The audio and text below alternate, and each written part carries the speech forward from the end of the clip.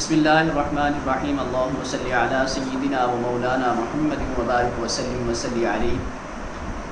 سامعین محترم، امید ہے کہ آپ خیریت سے ہوں گے، اور آج کی ویڈیو میں ہم جاننے کی کوشش کریں گے کہ کسی کے بارے میں رائے کس طرح قائم کی جائے، کیونکہ عمومی طور پر ہم اس سلسلے میں بڑے جلد باز واقع ہوئے ہیں۔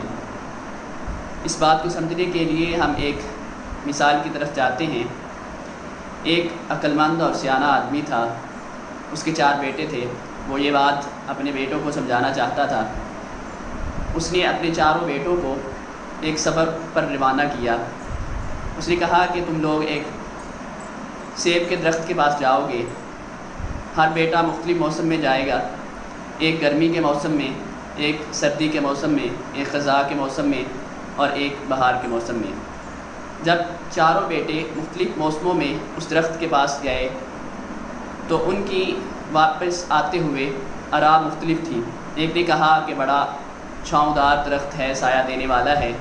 ایک نے کہا پھلدار درخت ہے، اور ایک نے کہا اس کے تو پلے ہی کچھ نہیں ہے، اس پر تو پتے بھی نہیں ہیں۔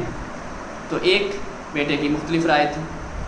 اس نے اپنے 4 بیٹوں کو بٹھا لیا اور سمجھایا کہ جس طرح مختلف موسموں میں ایک درخت کی صورتحال مختلف ہوتی ہے، اسی طرح انسان بھی مختلف موسموں اور حالات سے گزرتا ہے، تو اس پر بھی مختلف صورتحال ہوتی ہے، اس کے جذبات مختلف ہوتے ہیں، اس کی کنڈیشنز مختلف ہوتی ہیں۔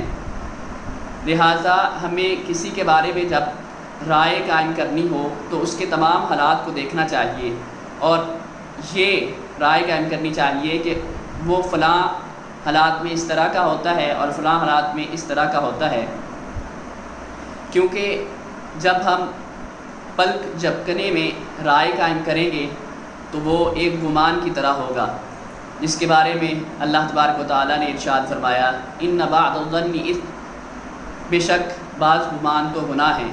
تو اس طرح ہم گناہ گار بھی ہو سکتے ہیں۔ لہٰذا ہمیں چاہیے کہ اپنی رائے قائم کرتے ہوئے بڑی احتیاط برتیں اور درست رائے قائم کر سکیں۔ سامعین محترم، اللہ تبارک و تعالیٰ کی بارگاہ میں دعا ہے کہ اللہ تعالیٰ ہمیں کسی کے بارے میں درست رائے قائم کرنے کی توفیق عطا فرمائے۔ اللہ حافظ و ناصر۔